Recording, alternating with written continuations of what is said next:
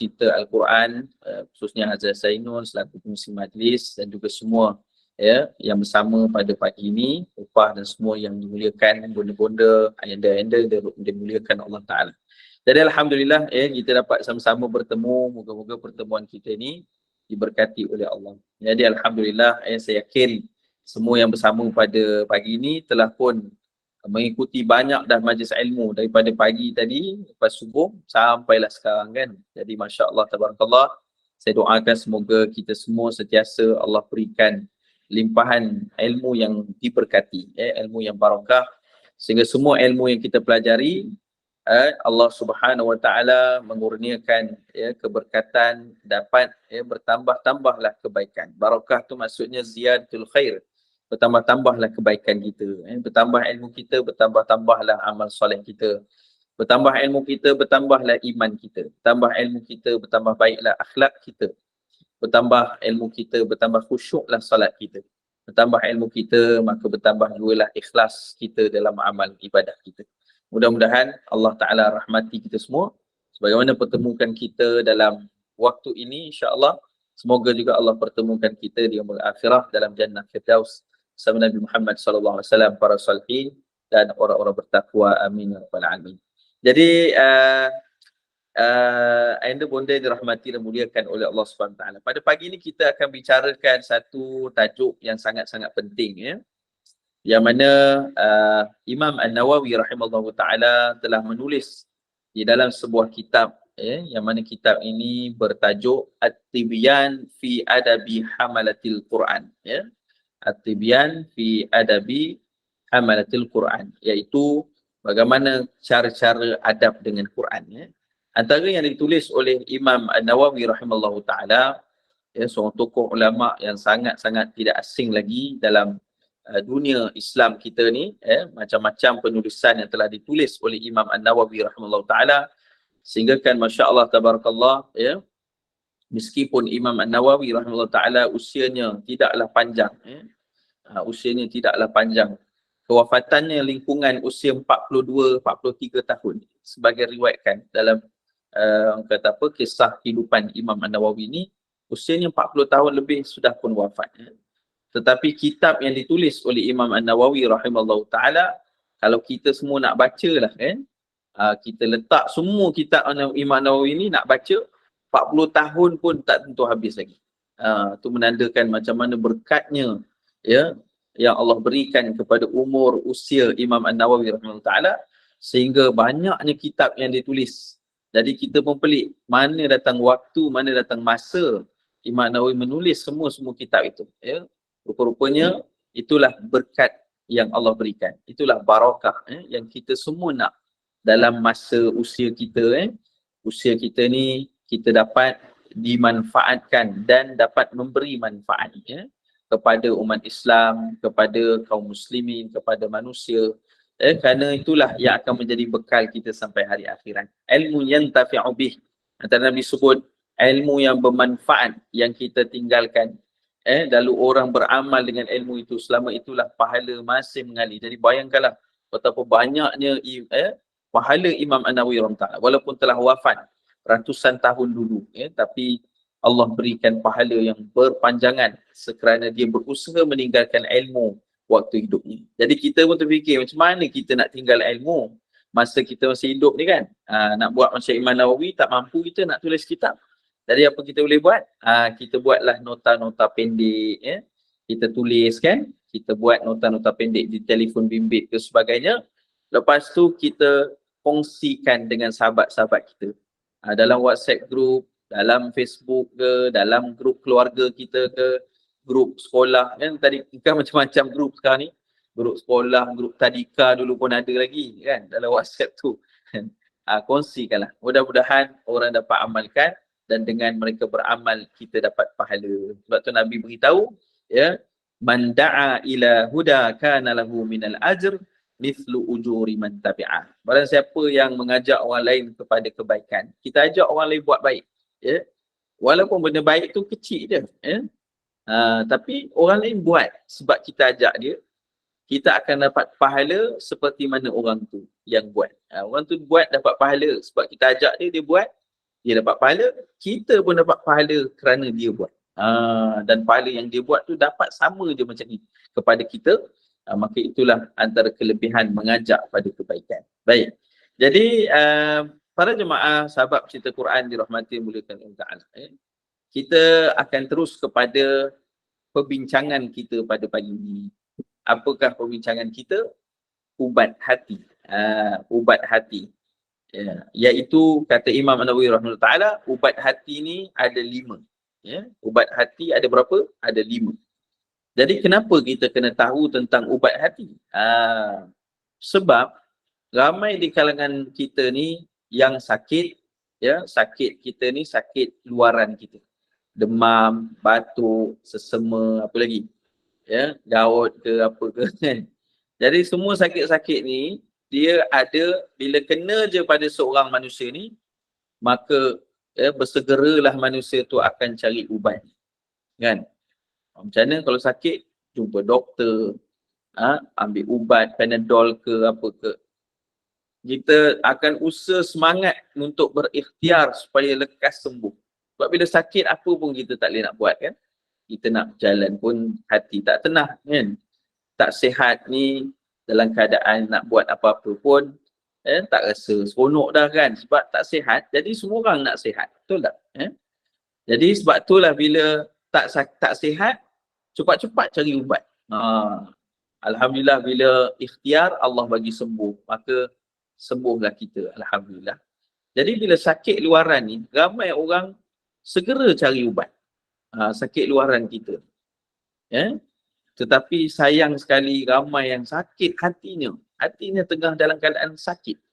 Hatinya dalam keadaan cedera. Hatinya dalam keadaan berpenyakit. Tetapi dia sendiri pun tak tahu berpenyakit. Dan dia sendiri pun tak cari ubat untuk ubat hati dia. Sebab bendanya tak nampak. Kan? Bendanya tak rasa. Kan? Jadi sebab tu akhirnya hatinya yang sakit lama-lama menjadi parah, menjadi barah, dan akhirnya boleh merosakkan iman dan akidah.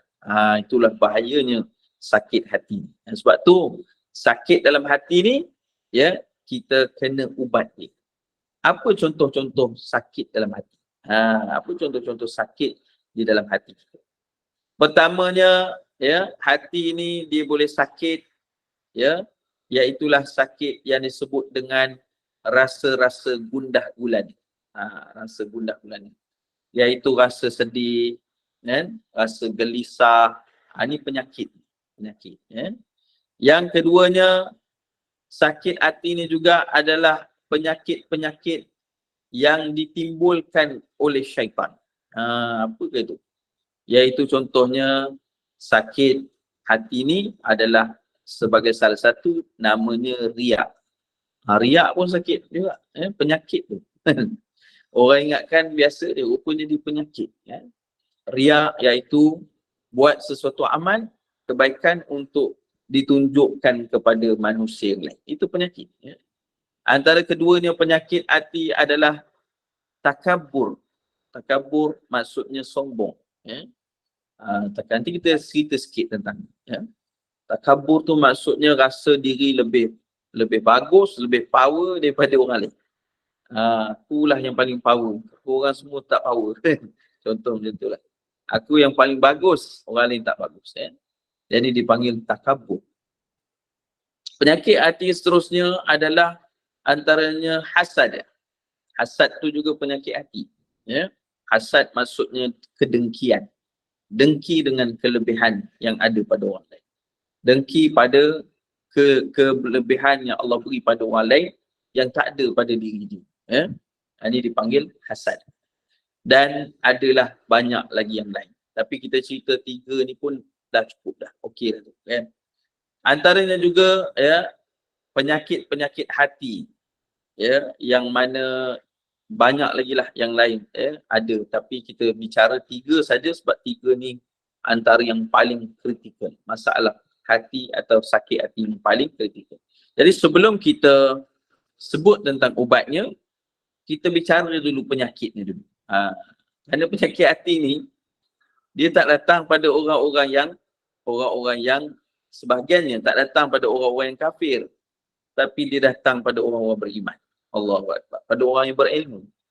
Sebab tu Nabi suruh kita sangat jaga hati kita. Hati kita ni, kita kena jaga. Sebab apa? Sebagai orang beriman dan orang berilmu, saya yakin semua yang ada pada pagi ni, semuanya memang jenis yang suka beramal soleh. Ni semua hebat-hebat insya-Allah. Para ahli syurga ni insya-Allah. Jadi, Nabi risau kepada kita. Yang beramal, yang jaga solat, yang bersedekah, yang berpuasa, yang ikut majlis ilmu. Nabi risau satu penyakit. Atau penyakit yang kita sebut tadi yang pertama, iaitu riak. Nabi risau. Sebab apa? Nabi kata riak ni, dia adalah syirik. Riak adalah syirik. Tetapi bukanlah syirik yang besar, yang mengkafirkan seorang itu, menyebabkan dia kufur. Kalau sembah berhala, maka jatuh kafir. Kalau sembah matahari, jatuh kafir. Macam orang Majusi sembah api, kan? Sembah pokok, minta doa pada pokok, kafir. Itu syirik besar. Tetapi orang mukmin dia tak buatlah syirik besar ni. Dia akan buat syirik kecil. Itu yang Nabi risau. Syirik kecil pula tak menyembah kepada makhluk lain selain Allah. Dia buat beramal soleh, dia solat, dia puasa, dia zakat, bagus dah. Tapi masalahnya dia tak jaga hati dia. Itulah dia masalah. Sehingga menyebabkan amal soleh yang dia buat tu menjadi binasa, rosak dan tidak ada lagi pahala daripada amal. Inilah dipanggil syirik kecil. Sehingga orang yang melakukan syirik kecil tak ubat hati dia. Akhirnya sampai hari akhirat dia tiba di hadapan Allah, dia ingat dia bawa banyak amal soleh. Dulu aku hidup dulu banyak aku semayang, banyak aku puasa, banyak aku sedekah. Diingatkan dia dapat pahala. Tiba-tiba tak ada langsung pahala. Dan Allah beritahu, pergilah kamu cari dulu siapa dia orang yang masa hidup kamu buat amal tu kerana dia. Pergi minta pahala dekat ni. Itulah yang Nabi risau. Maka pastinya tak adalah pahala yang dapat kepada orang yang buat sesuatu amal kerana manusia, kerana penghargaan manusia, kerana terima kasih manusia, bukan kerana Allah Ta'ala. Ini dipanggil riak. Riak. Jadi tuan sekalian, sebab itu dalam Quran Allah Ta'ala beritahu fawailul lil musallin, alangkah ruginya ataupun hinanya orang yang solat. Solat pun hina, apatah lagi lah yang tak solat. Tengok pula ada orang cakap, tengok Allah beritahu, hinanya orang solat. Baik tak semayang, dia kata. Itu salah tu. Kan?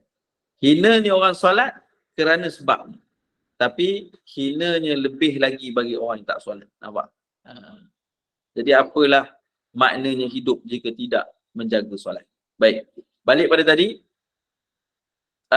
Alladzina hum an salatihim sahun walladzina hum yura'un. Kata Allah surah dalam Al-Quran Al-Karim, surah Al-Ma'un, Allah menyatakan hinanya orang yang solat.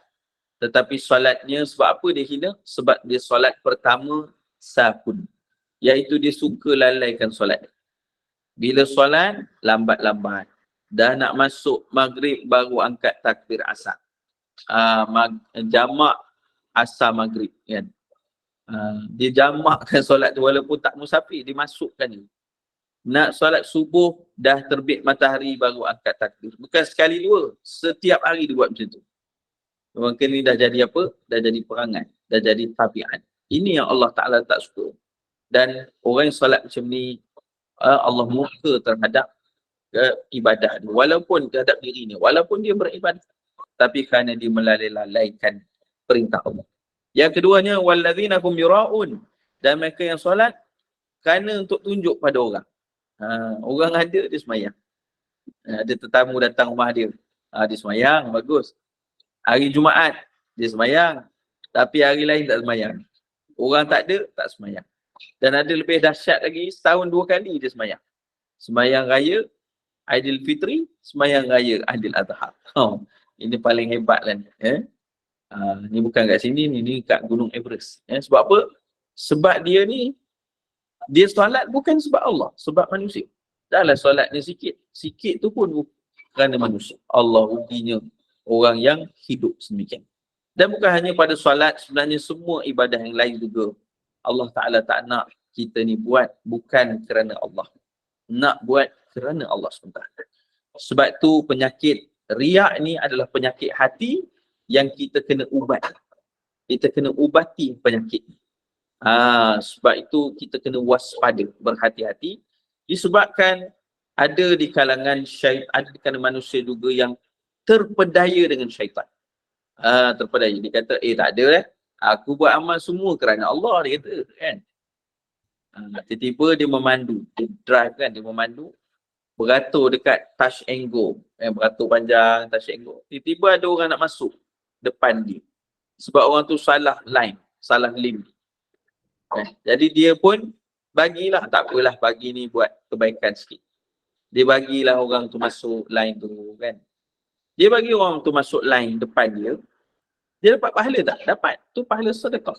Kita kena tahu, kita tolong orang dalam susah, kita dapat pahala. Dapatkan dalam hadis Nabi SAW beritahu, Allah akan bagi apa? Kelebihan bagi orang, lepaskan orang pada kesulitan. Orang ni susah lah kan. Kita lepaskan dia pada kesulitan. Maka Allah akan lepaskan dia ni, orang yang bagi kemudahan ni, qurbatan min qurabid dunia wal akhirah. Allah akan mudahkan dia daripada bebanan hidup dunia dan akhirat. Tu hebat tu orang. Maka dia bagi jalan lane depan tu pun dia dapat pahala besar lah. Tapi apa yang berlaku? Syaitan ni dia senyum je. Dia kata tak apa. Kamu buat baik, bagus. Buat baik, buat baik. Aku akan rosakkan niat kamu. Supaya rosaknya kebaikan itu. Jadi apa syaitan buat? Syaitan ni dia tunggu je masa. Tengok-tengok orang yang kita bagi tu. Orang yang bagi dia dah duduk depan kita tu. Dia yang dah bagi ni tunggu je bila nak terima kasih. Kan baru ni kan viral. Siapa yang nak terima kasih kena tekan lampu emergency light 2 kali. Tap. Tu tandanya terima kasih. Ataupun angkat tangan ke. Jadi yang dah bagi jalan ni tunggu je bila orang depan ni terima kasih dengan aku. Pokoklah keluar tangan sikit ke. Pokoklah tekan lampu emergency light ke. Akhirnya sampai sudah tak ada, jalan terus je. Tak ada pun nak ada tanda terima kasih tu. Jadi akhirnya dia pun, syaitan guna peluang ni. Syaitan kata apa? Cuba tengok ni. Kamu buat baik pun orang tak terima kasih. Tak payah buat baik. Kan?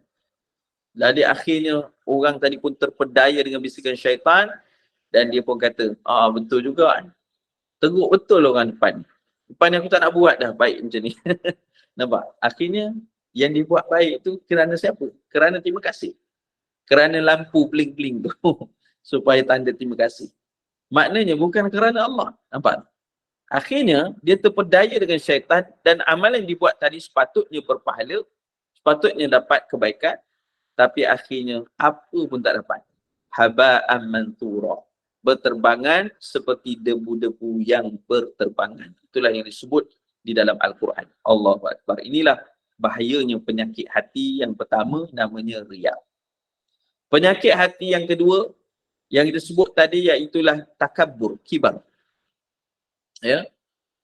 Penyakit takabur ni pun bahaya.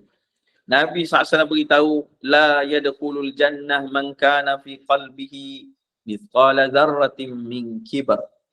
Tidak akan masuknya syurga siapa yang orang yang dalam hati dia ada perasaan takabur, sombong. Lalu sahabat Nabi tanya, ya Rasulullah, adakah aku pakai pakaian yang elok-elok macam ni? Kenderaan aku yang elok-elok, rumah aku yang elok-elok. Adakah semua tu takabur? Nabi kata, tak. Itu tak takabur. Jadi kita nak pakai elok-elok, boleh. Kita nak pakai kenderaan baik-baik, tak ada masalah. Yang penting, jangan sombong je. Apa sombong tu? Nabi kata, bataral haq wa ghamtan nas. Kerana kelebihan yang Allah beri pada kamu. Kenderaan yang hebat, pakaian yang baik, handbag yang bagus, contohnya kan.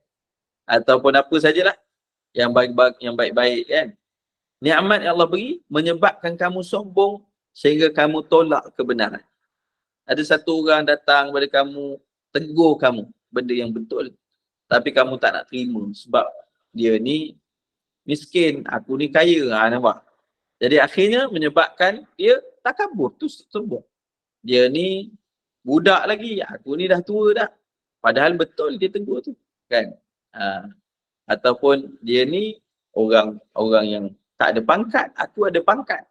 Kenapa aku kena dengar dia? Maka akhirnya dia tolak orang ni. Tolak kebenaran yang dibawa orang ni. Waramtan nas, dan dia rendah-rendahkan orang. Kan? Na'udzubillah bidzalik, kan? Jadi sebab tu kita kena jauhi penyakit ni. Yang menjadi antara makhluk Allah yang menghidupkan penyakit ini adalah iblis laknatullah. Antara yang pertama melakukannya. Iblis ni asalnya dia seorang yang beribadah. Seorang yang sangat kuat beribadah kepada Allah. Sangat taat kepada Allah. Sampailah diciptakan Adam alaihi salam, maka Allah Ta'ala suruh bersujud pada Adam. Bukan suruh sembah. Suruh menghormati Nabi Adam AS. Itu perintah Allah. Semua malaikat pun melaksanakannya. Kecuali iblis. Kerana apa? Allah sebut, aba wastakbar. Dia ingkar dan dia takabur. Wa kana minal kafirin. Dan dia di kalangan yang kufur. Ya? Maka apa yang dia takabur sebab apa? Dia kata apa? Khalaqtani minan nar. Kau jadikan aku daripada api.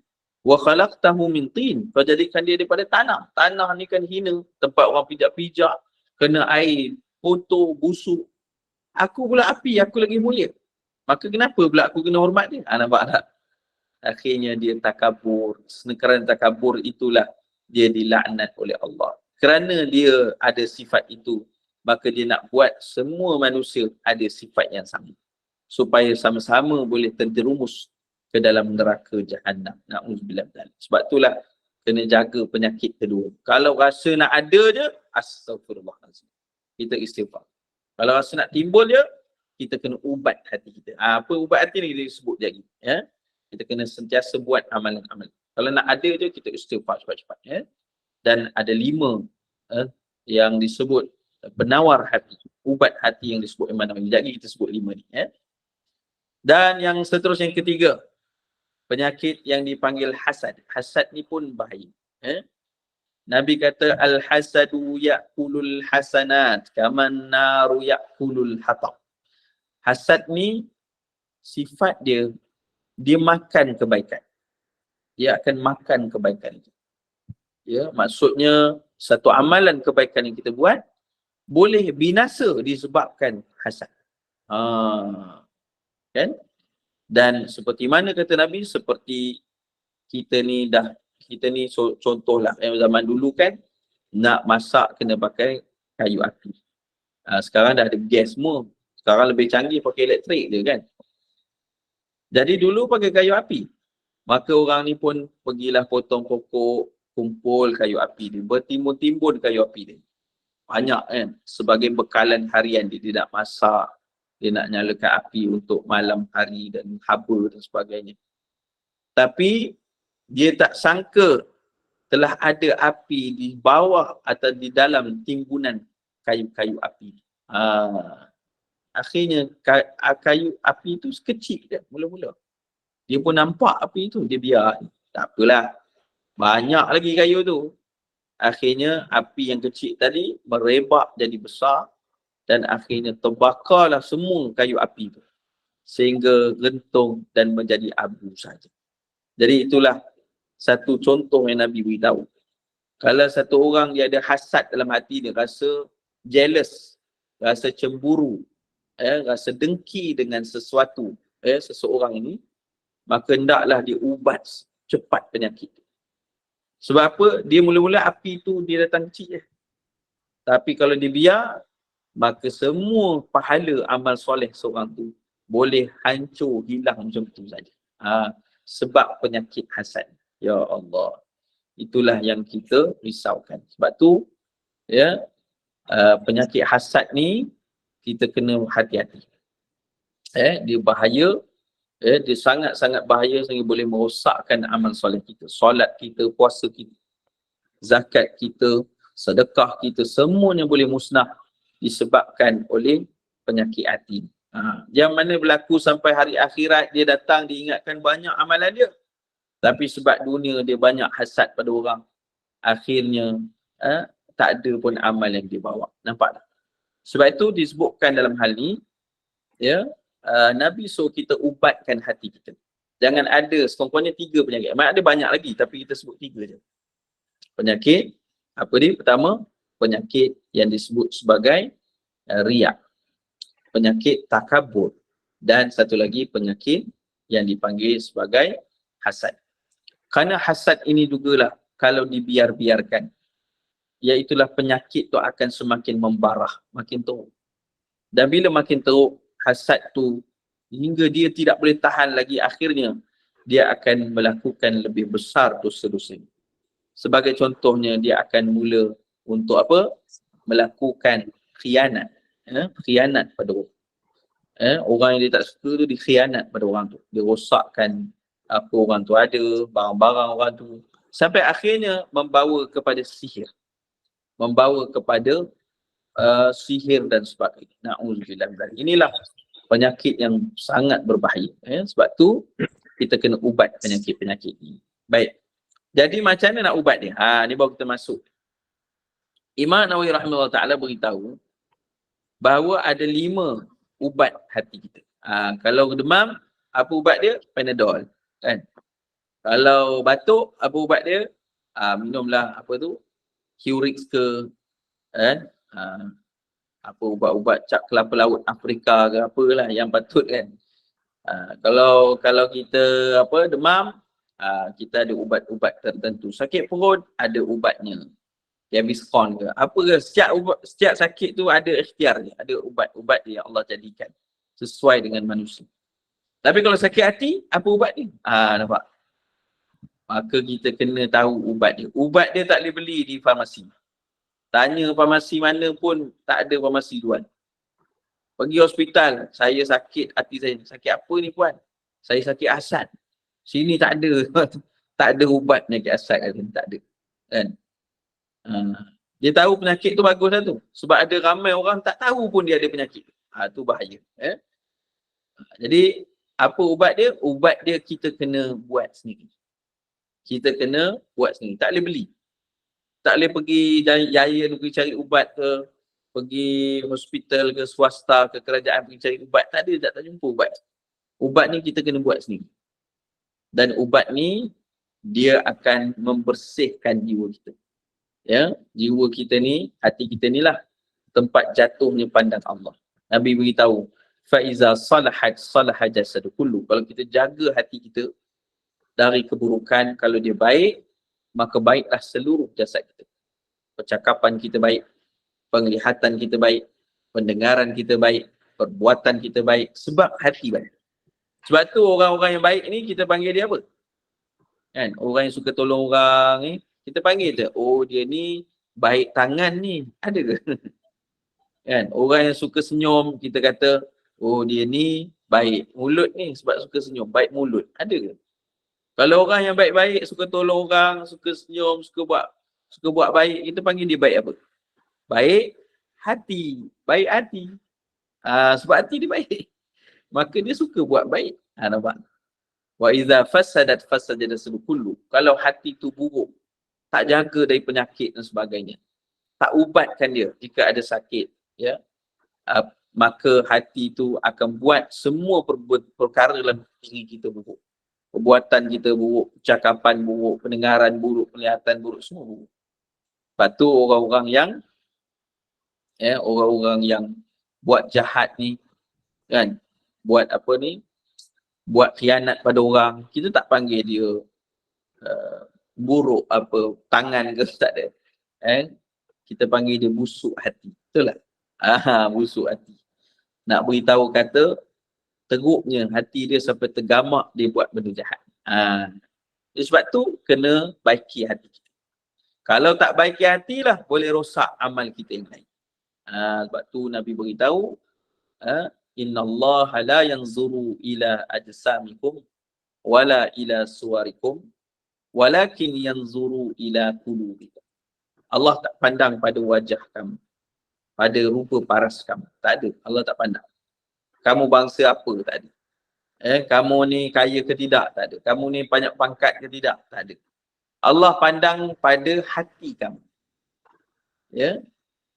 Maka seseorang tu walaupun dia tidak berharta, tidak ada pangkat, tidak ada kemuliaan yang banyak di dunia, tapi hatinya baik, maka dia ni dimuliakan oleh Allah. Walaupun orang tu memiliki pangkat yang tinggi sekalipun, ya, dia ada sertifikat yang paling power sekalipun, dia ada harta paling banyak sekalipun, tapi hatinya tak bagus, tetap Allah Ta'ala menghina dia. Nampak? Jadi sebab itulah kita nak apa? Kita nak kaya dunia, kaya akhirat.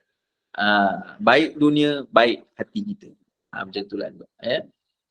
Jadi sebab tu Nabi kata, walakin yanzuru ila qulubikum. Allah ni dia akan hanya tengok pada hati kita.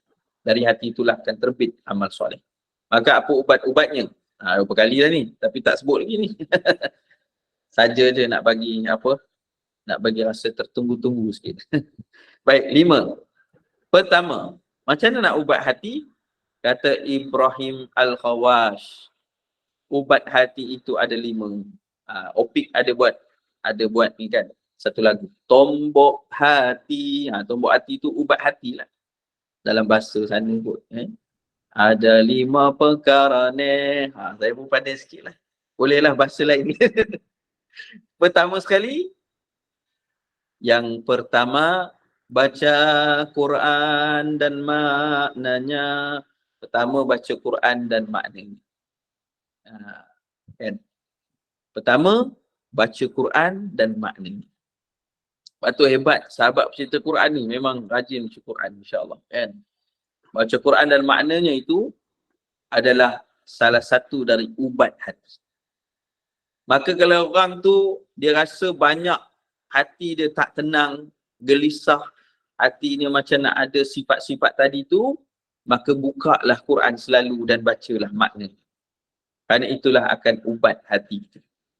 Jadi saya baca dulu apa 5 ni sebelum kita ulas satu demi satu. Yang kedua, salat malam dirikanlah. Salat malam. Mendirikan solat di waktu malam, yakni solat tahajud, qiyamul lail. Yang ketiga, iaitulah berpuasa. Yang ketiga, selalu berpuasa. Puasa apa? Puasa sunat. Yang keempat, iaitulah berkumpul dengan orang-orang soleh.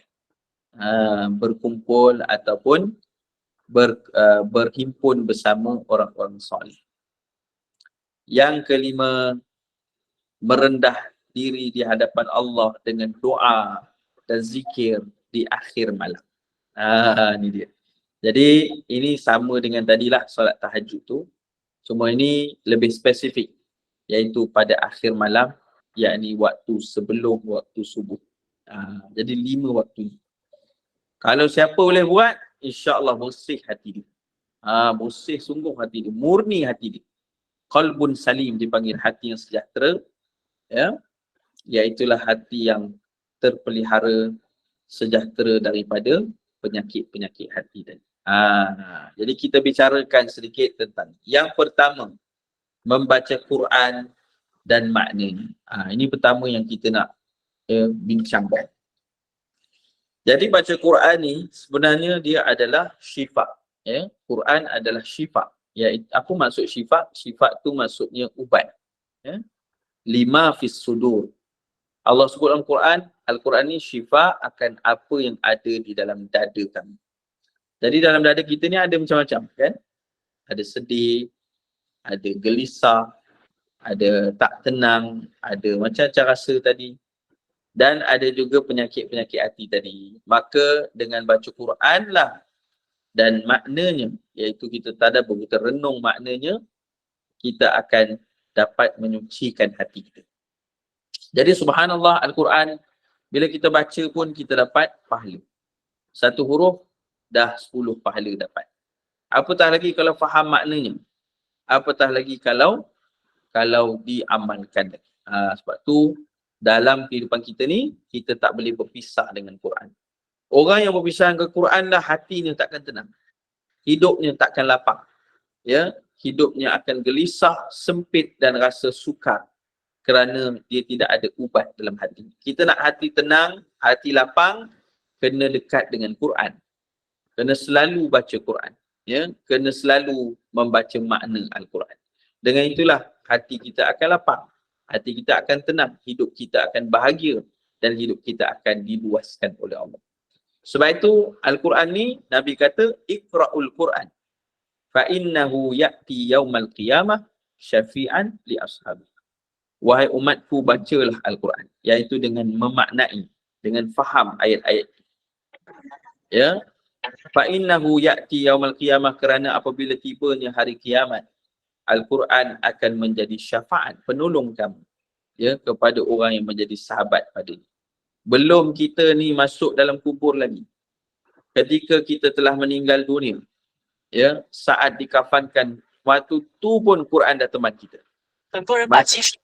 Masuk dalam kubur. Semua orang ajar boleh cakap Cina, hebat je. Jadi semua orang akan tinggalkan kita. Semua orang akan tinggalkan kita bila kita dimasukkan ke dalam liang lahat. Imam yang baca talqin tu pun akan balik rumah. Tak ada dia tunggu ni, kan? Habis dah tu dia pun balik. Anak-anak dan juga pasangan kita, keluarga kita yang tunggu pun akan balik juga. Tak adanya pergi menetap tepi kubur tu. Semua akan balik. Harta-harta kita yang dibawa sama semuanya akan pulang. Yang tinggal hanyalah amalan, dan amalan yang paling besar menemani dalam kubur adalah Al-Quran. Sebab itulah hidup ni Nabi suruh banyak baca Quran. Banyak faham maknanya. Banyak baca dia, rajin membaca. Kan, setiap malam, alhamdulillah surah-surah masjid sekarang ni dah baca surah Al-Mulk. Bagus, ya. Sebab surah Al-Mulk tu Nabi sebut dia akan jadi peneman dalam kubur. Maka lazimkanlah kita dengan Al-Quran. Dan Quran itulah yang akan membersihkan jiwa kita bila kita juga memaknai bacaan Quran. Saya sebelum ni ada bagi ceramah ramai kepada para mu'allaf. Mu'allaf ni yang baru masuk Islam, tahun lepas di wilayah Persekutuan ada 150 lebih orang. Alhamdulillah. Ramai masuk Islam. Syukurlah. Walaupun tak adalah sampai ribu-ribu kan, tapi 100 lebih tu setiap tahun biasa dah. Alhamdulillah. Jadi bila saya tanya soalan pada mereka, macam mana awak masuk Islam? Macam mana abang kakak dulu mula masuk Islam? Dulu abang kakak agama apa? Ada agama Buddha, ada Hindu, ada Kristian, macam-macam agama ada. Jadi macam mana boleh masuk Islam? Dia kata, macam-macam ceritalah dia cerita. Ada dia cerita dia kawan dengan orang Islam, ada cerita dia ni, kata apa, anak dia masuk Islam. Akhirnya dia masuk Islam. Tapi macam mana dia boleh masuk Islam tu yang menyebabkan dia boleh tukar kepercayaan daripada percaya pada benda lain kepada percaya pada Allah Ta'ala. Macam mana dia boleh ubah tu? Apabila dia mula baca Quran, iaitu makna Al-Quran. Nampak? Baca makna Quran pun Allah bagi dah petunjuk. Apatah lagi membaca, mengetahui tafsirnya, apatah lagi mengamalkannya, ya Allah, kan? Jadi ramailah yang saya tanya, memang last sekali dia sebut, saya sebelum masuk Islam, saya baca Quran. Baca makna Quran. Dia tak boleh baca bahasa Arab, jadi bacalah. Baca dalam bahasa Inggeris maknanya, baca makna dalam bahasa Cina, baca makna Quran dalam bahasa India, baca makna Quran dalam bahasa macam-macam lah, bahasa Melayu pun ada. Akhirnya, dia nampak kebenaran ayat Allah. Al-Quran menjawab persoalan-persoalan dia. Sampai akhirnya dia sanggup untuk menukarkan kepercayaannya sebab dia tahu Islam adalah agama yang benar. Jadi beruntungnya dia duduk berpuluh tahun dalam agama yang salah, baca Quran, Allah bagi hidayah, terus jadi ahli syurga mudah-mudahan. Jadi orang beriman, kalau mati masuk syurga. Tapi sayang sekali orang-orang yang lahir Islam, Muslim, nama Islam dah Muhammad, ada binti lagi ke apa kan, Siti je, nama Islam, bagus dah. Tapi dalam hidup dia langsung tak nak baca Quran tak nak buka, makna Quran apatah lagi tak tahu langsung. Quran pun dia tak tahu baca, tak nak cari guru. Nampak? Sibuk dengan hal urusan dunia sampai tak nak baca Quran, tak sempat baca Quran. Akhirnya hidup dia tu yang jadi kelang kabut hidup dia. Hatinya tak tenang, hatinya tak lapang, ya. Hatinya penuh penyakit, tak diubati kerana tak baca Quran, tak maknai Al-Quran. Akhirnya hidupnya dalam keadaan tertekan dan dalam keadaan sempit, yang akhirnya dia sampai na'udzubillah dari hidup asalnya Muslim boleh terjerumus kepada kekufuran, sampai akhirnya ada juga yang bunuh diri. Na'udzubillah min zalik. Itulah kita risau. Sebab tu anak-anak kita, adik keluarga kita ni, ya, sibuk tentang hal urusan dunia tak apa, tapi janganlah sampai tinggalkan kewajipan solat, kewajipan membaca Quran, ya, kewajipan menuntut ilmu agama, janganlah sampai ditinggalkan. Kerana itulah yang ruginya, sehingga manusia akan menyesal teramat sekali. Bila dia mati, dia meninggal, dia nak hidup balik. Qala rabbirji'un. Kata Allah Ta'ala dalam Quran bahawa orang-orang yang mati dalam keadaan hidupnya, ya, dalam keadaan ya dia tak sempat buat amal, ya, maka dia mati, dia nak hidup balik supaya dia dapat baca Quran, supaya dia dapat solat sunat, supaya dia dapat beramal solat, ya, kerana dulu dia telah pun sia-siakan waktu. Tapi Allah tidak akan kembalikan dia. Sebab tu, ya, pertama sekali nak ubat hati kita, bacalah Quran dan maknanya. Ini yang pertama. Yang keduanya, solat malam. Solat malam dirikanlah. Solat malam ni adalah amalan para anbiya, amalan para salihin, amalan orang-orang bertakwa. Maka solat malam boleh diadakan, ya, pada selepas isyak dan seterusnya. Kalau belum solat isyak, tak boleh solat tahajud lagi, kan? Jadi selepas isyak dah boleh dah. Cuma lebih baik dilaksanakan, ya, pada waktu setelah mana tidur. Tidur, bangun balik, bolehlah kita bangun solat malam. Tapi kalau tak tidur, boleh tak? Masih ada sebagian ulama kata boleh. Cuma lebih baik kita rehat, tidur dulu sekejap, lepas tu baru kita bangun. Jadi bila solat malam ni lah yang akan mendekatkan diri kita pada Allah. Kerana membina keikhlasan. Bahawa kita solat tidaklah ada lagi, ya, tidak ada lagi niat lain melainkan hanya kerana Allah Subhanahu wa ta'ala. Sebab tu Nabi bila sampai Madinah Al-Munawwarah, Nabi SAW ni beritahu kepada para sahabat, wasallu bil-lail wan-nasu niyam. Solatlah kamu di waktu malam, pada waktu orang semua sedang tidur. Tadkhulul jannata bisalam. Kalau kamu buat, kamu akan masuk syurga dengan sejahtera. Nampak tak? Masya Allah, solat malam ni memang hebat, ya. Orang yang boleh rutinkan solat malam memang seorang yang sangat-sangat hebat. Masya Allah, tabarakallah. Jadi sebab itulah kita berazamlah tahun baru Hijriah ni buat solat malam, ya. Kita buat solat malam ni tak dapat banyak, 2 rakaat pun tak apalah. Kalau kita mampu, kita buatlah macam Rasulullah SAW. Nabi SAW solat malam, ada sebagai riwayat kata 10 rakaat, ada sebagai riwayat kata 12 rakaat. Buatlah.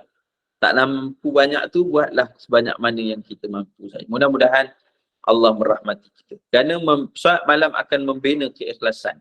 Tidak ada orang yang tengok kita solat malam. Tidak ada seorang pun yang akan memuji kita bila solat malam. Tidak ada seorang pun yang akan kata memuliakan kita bila solat malam. Sebab semua orang tidur, kan? Yang ada hanya kita dengan Allah Ta'ala. Maka dia membina apa? Keikhlasan.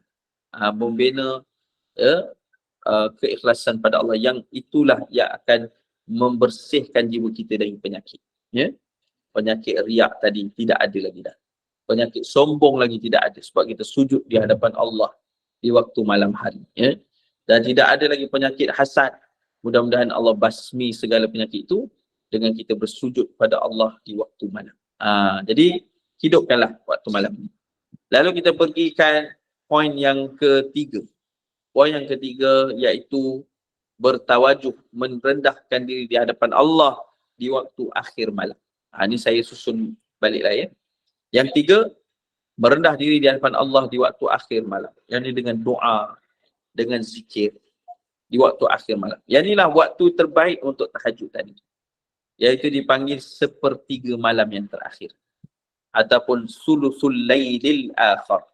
Ya, disebut dalam hadis Nabi, sepertiga malam terakhir itu adalah waktu yang sangat-sangat hebat. Waktu keemasan setiap orang beriman. Waktu keemasan para nabi, para anbiya. Para nabi, para anbiya akan bangun di waktu itu.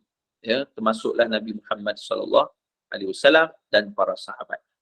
Jadi pada waktu itulah ya disebutkan Nabi SAW bahawa siapa yang bangkit di waktu itu berdoa, man yad'uni, Allah akan berfirman, siapa yang minta padaku,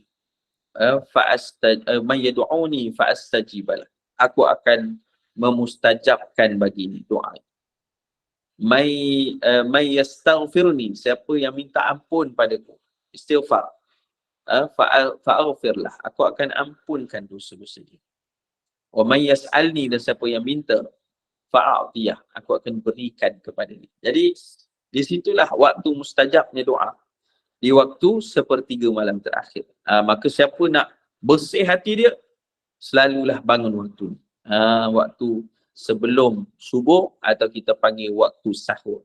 Sebab tu Allah Ta'ala beritahu dalam Quran, wal mustaghfirina bil ashar.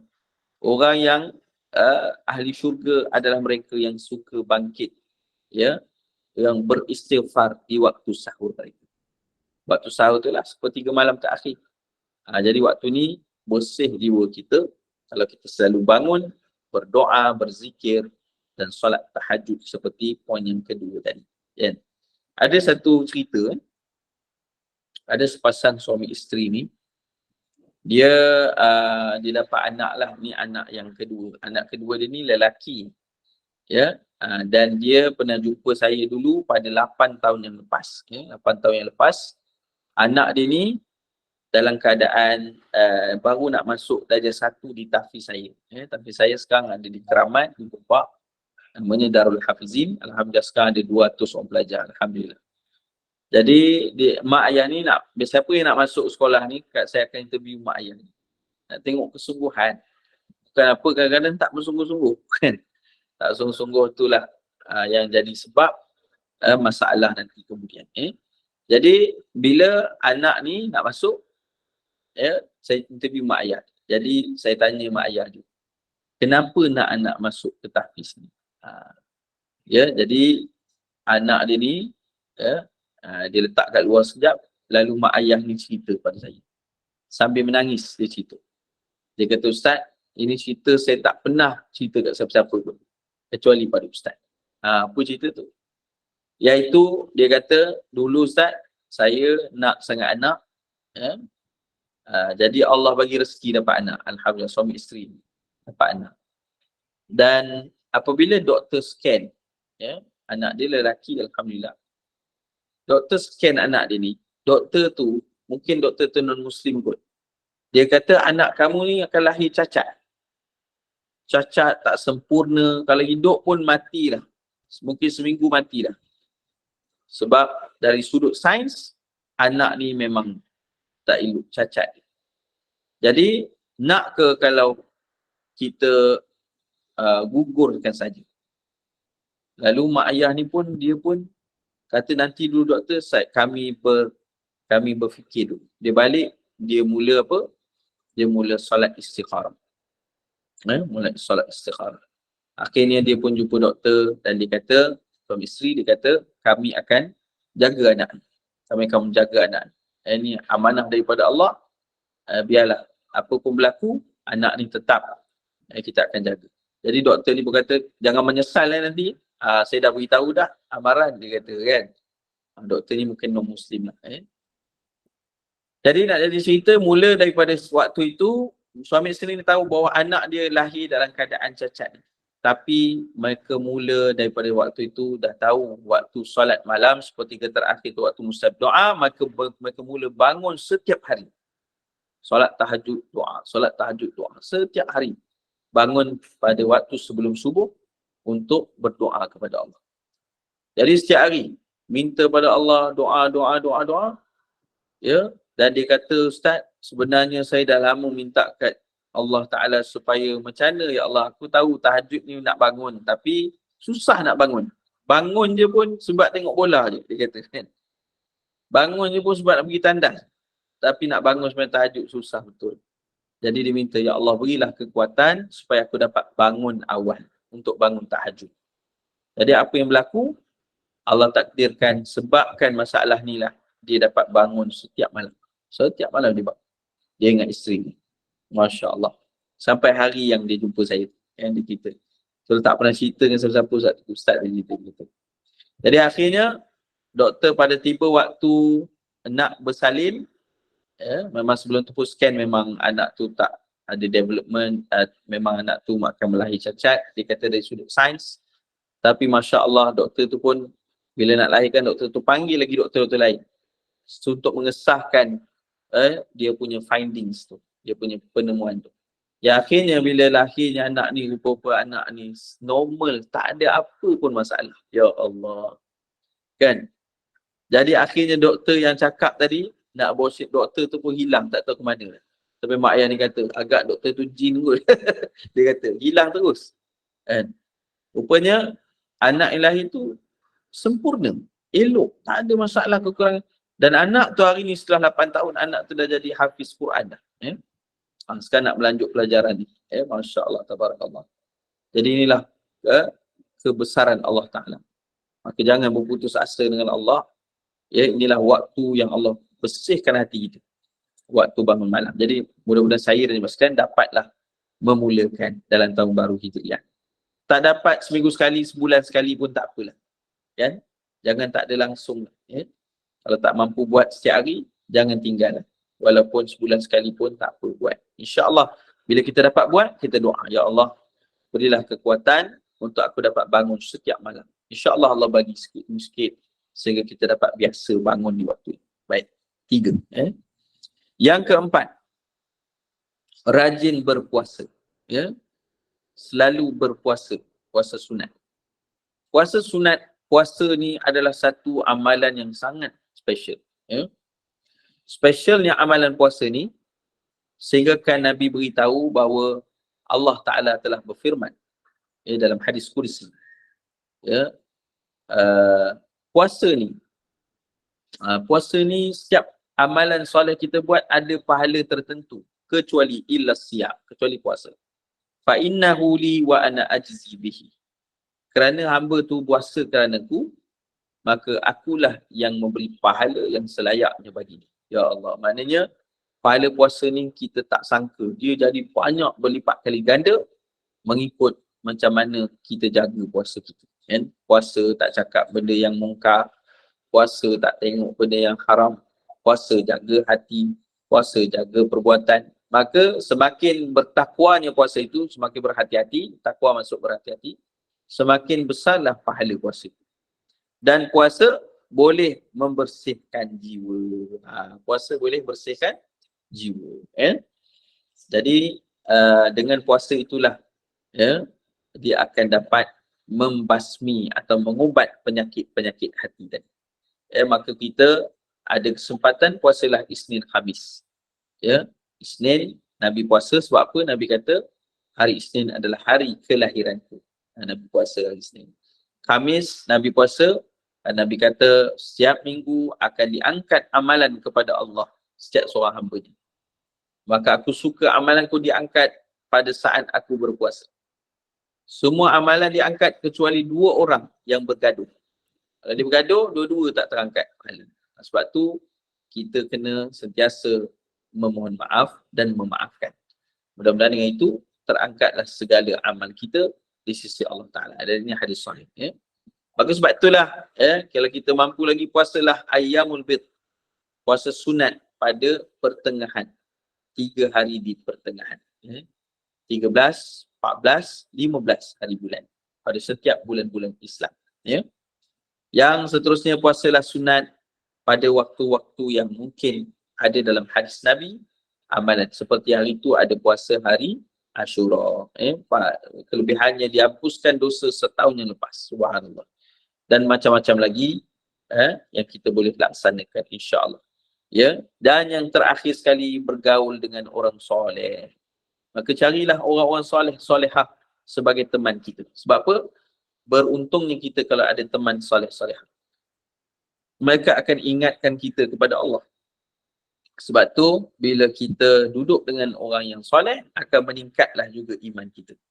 Tapi duduk dengan orang yang kaki membawang, minta maaf, bawang ni kita pun bau bawang juga.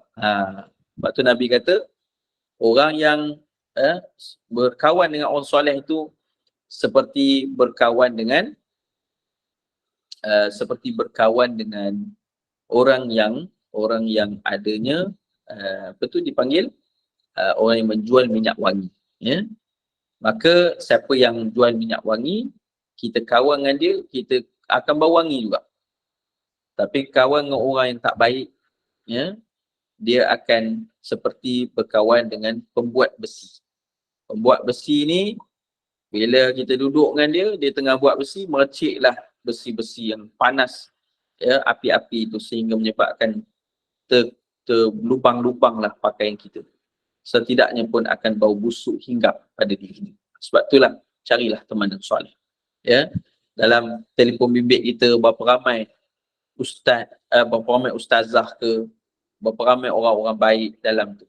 Biarlah banyak, kan?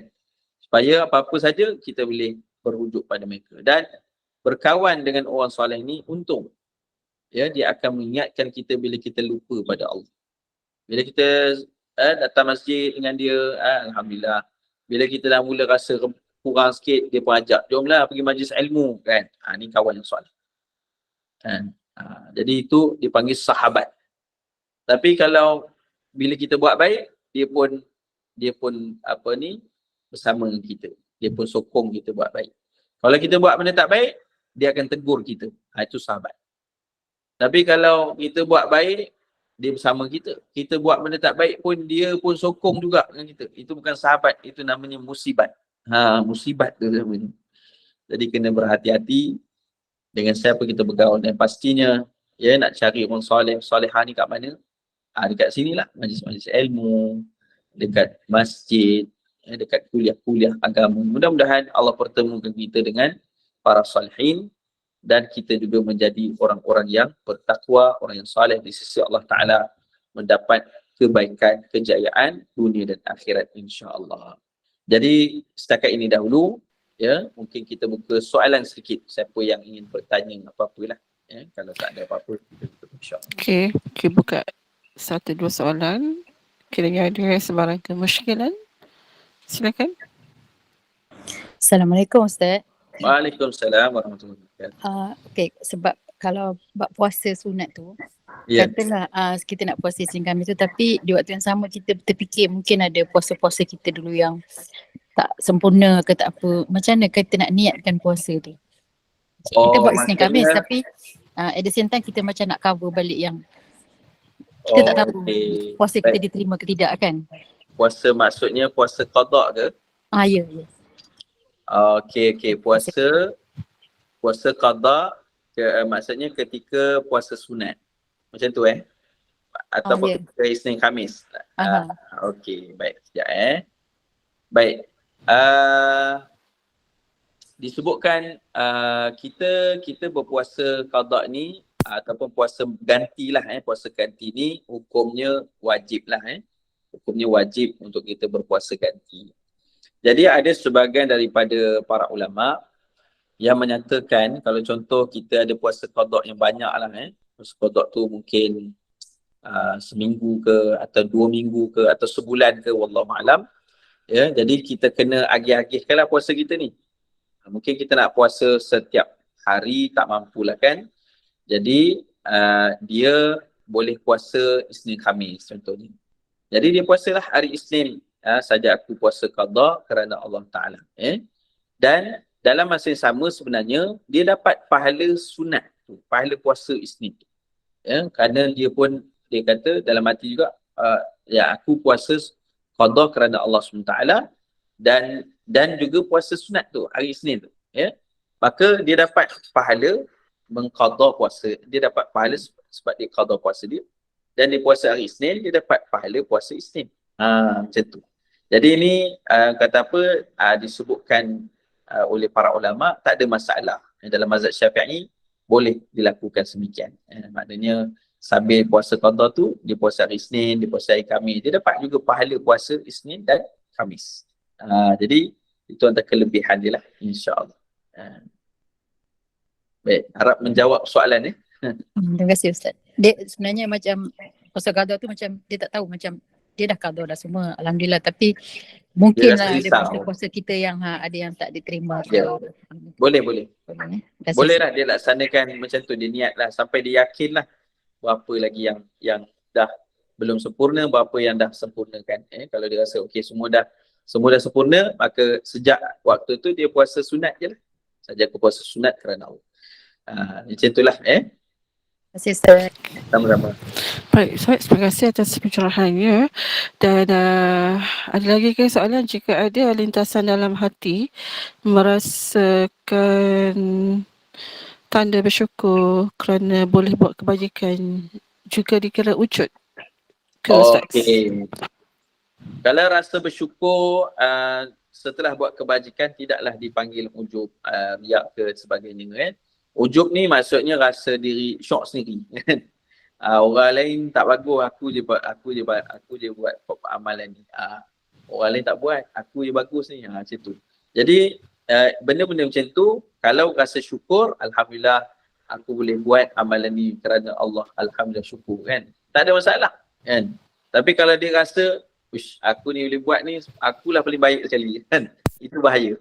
Jadi kalau kita pun kita tahu antara dua lintasan hati ni dia ada perbezaan. Kalau kita lintasan hati kita syukur kerana Allah, dia tak sama dengan lintasan hati kerana kata rasa syok sendiri. Tak sama. Itu dipanggil ujub lah.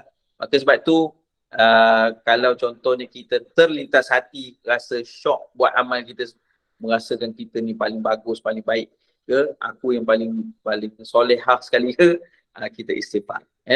Tapi kalau kita rasa alhamdulillah syukur dapat buat amal ni kerana Allah, maka itu adalah kebaikan sebenarnya, itu adalah syukur. Jadi alhamdulillah, mudah-mudahan yang lintasan hati itu siasa kebaikannya, bukan kerana sebab lain melainkan kerana Allah Subhanahu Wa Taala. Syukur buat amal tu, maka kita sebut dia alhamdulillah ya Allah, dalam hati kita, alhamdulillah ya Allah dapat kau berikan keizinan untuk aku buat amalan.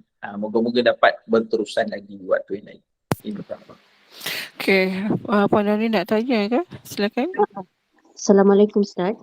Waalaikumsalam warahmatullahi wabarakatuh. Tentang solat tahajud. Okey, macam kita ada tertinggal solat-solat wajib lah dan terdahulu.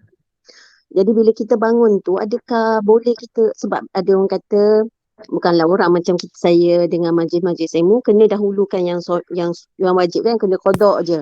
Even waktu maka tak boleh solat sunat dah. Macam tu ya.